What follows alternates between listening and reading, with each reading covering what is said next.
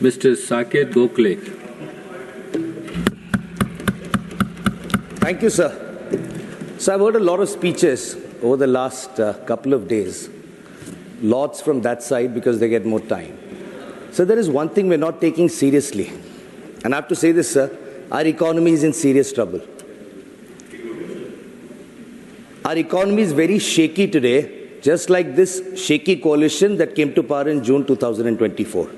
So when a wall is infested with termites, putting even 2047 layer of paints is not going to fix that wall. The termites will continue to hollow that wall until that wall falls down. That is the state of our economy today, sir. It is rotten and crumbling from the inside. And in this budget, the Honorable Finance Minister has tried to put 2047 layers of paint on this wall, but the wall of this economy is going to crumble unless something serious is done. So my simple assertion here is that the Modi government has committed a serious criminal offense against the people of India and against our economy. Therefore, sir, this is a charge sheet being filed by me today on behalf of the people of India against the government for destroying the Indian economy. The accused in this charge sheet is the Modi government, and the judges, of course, are the people of India. So the case is called the people versus the Modi government. Let me now tell you the chronology. The criminal activity of this accused started on 8th November 2016 when the Prime Minister showed up on our TV screens and in one swoop of the knife announced the disastrous decision called demonetization. So demonetization killed the one important thing that investors look for, which is stability. After this demonetization, private investors lost faith in the Indian economy. As a result, the amount of private investment in the Indian economy started falling. Now the problem is that when businesses don't invest, businesses cannot grow. And the Modi government then realized that when a business does not grow, that business cannot contribute funds to their party kitty. Therefore, in 2019, the Modi government drastically slashed the taxes on corporates. We have come to a bizarre point in our economy today, sir, where income tax paid by Indian citizens is higher than the tax paid by corporates. After slashing corporate tax, the Modi government hoped that corporates would start putting those savings into the economy. But that did not happen. So corporates completely lost faith in the ability of the Modi government to run the economy.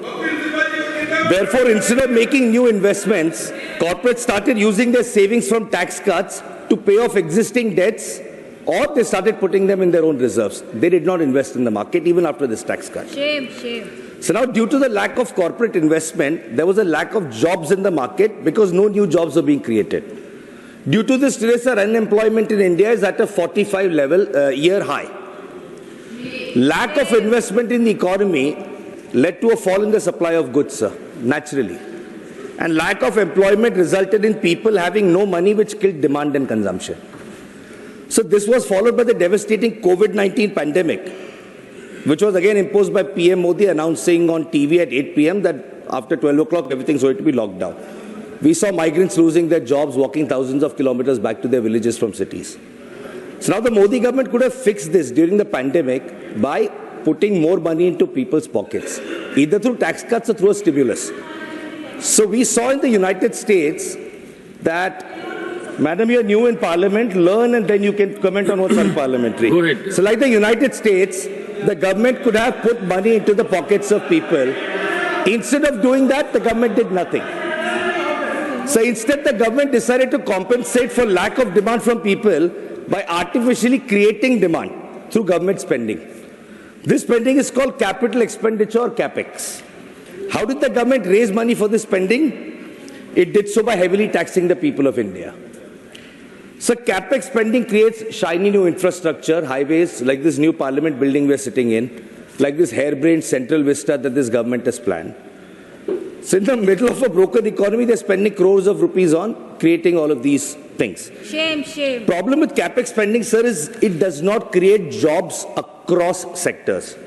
CapEx spending of thousands of crores by the government led to a sudden rise in the supply of money, liquidity, which led to inflation. Prices of goods started to go up. The Modi government brought our economy to a point where people have no money left, but inflation is rapidly increasing, which has led to price rise. So we are in this stage of economics called stagflation. It's stagnancy plus inflation.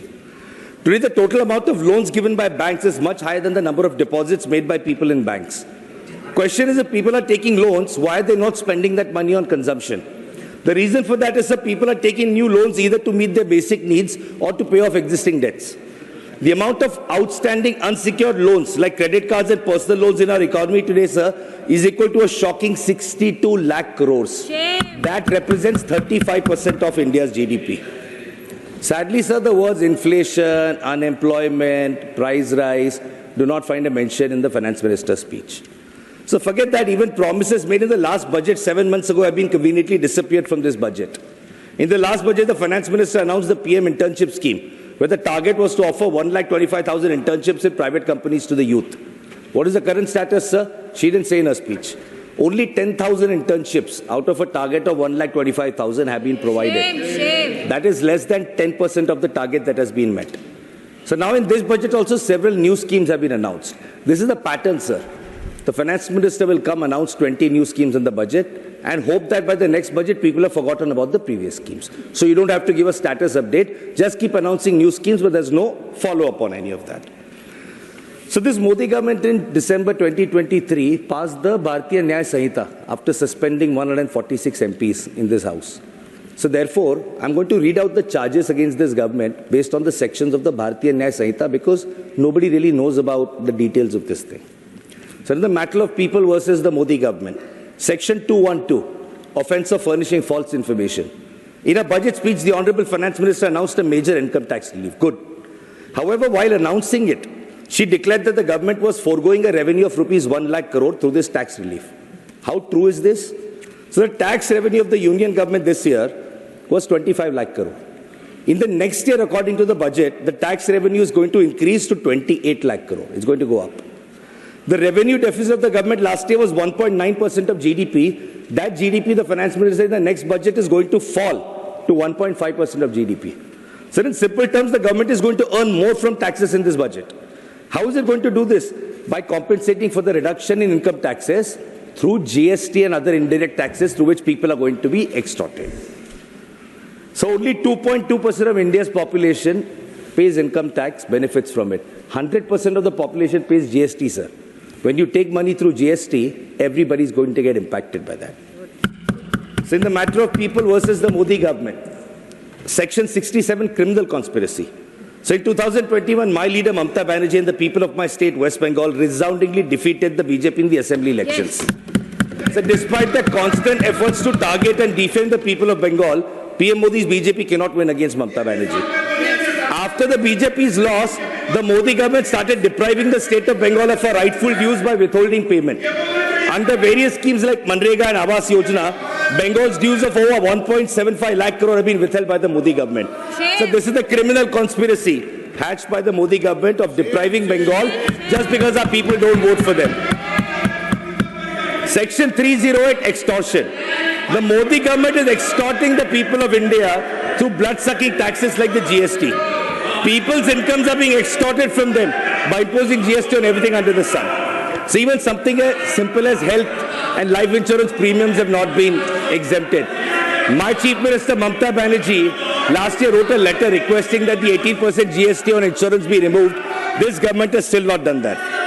So instead of the license Raj, today we have the GST Raj. Companies across India live in the dread of the GST inspector who will find the smallest violation and will then extort huge fines from them.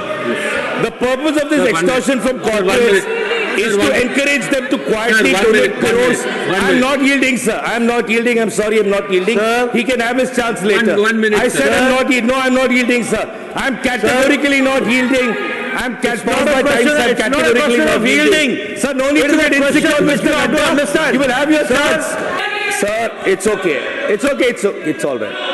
It's all right. Mr. Nadda. Mr. No, please. Sir, the Honorable Leader of the House is understandably insecure of the 26th election in West Bengal. Yes. The frustration is coming out, but that's okay. Mamata Banerjee is going to win again.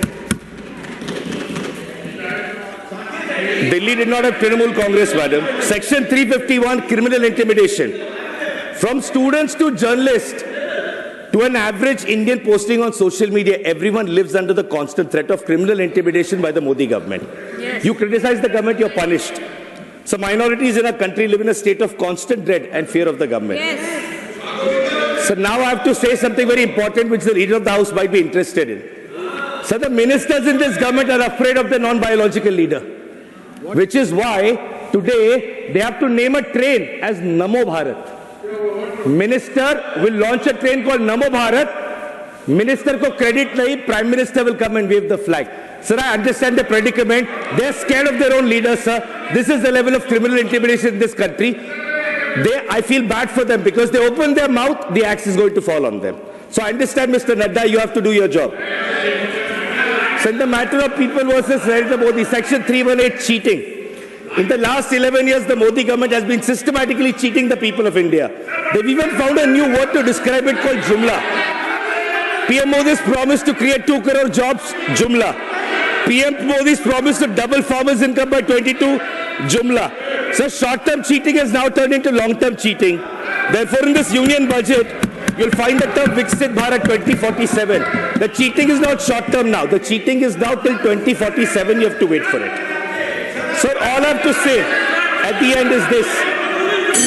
The jury in this, he took 1 minute of mine. I'm going to take 1 minute. Finish. Kindly conclude. Sir, Kindly conclude. I have to very simply, in this charge sheet, sir, jury is normally 12 people. You're a senior advocate, as you know. Kindly conclude. In this matter, sir, the jury is the 1.6 billion people of India.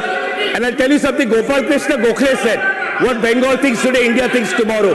Now Saket Gokhale is saying that in 2026 in Bengal, the BJP will be cleaned out and thrown out by Mamata Banerjee. And what Bengal does in 2026, India will repeat that rest of the country. Thank you, sir.